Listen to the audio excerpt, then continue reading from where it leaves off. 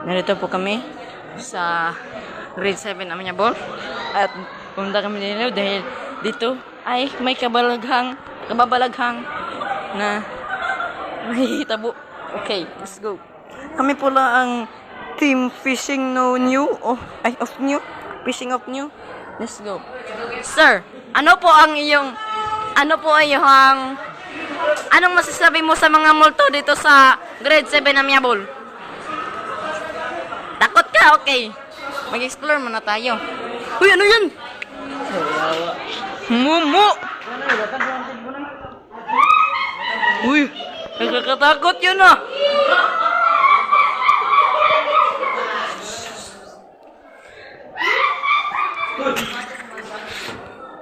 Dito sila guys, oh. Uy! Uy!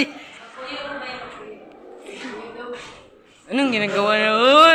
Takatakot naman ng ganon. Uy! Uy! Anong ginagawa mo dito? Ikaw ah! Bastos ka nga balbal!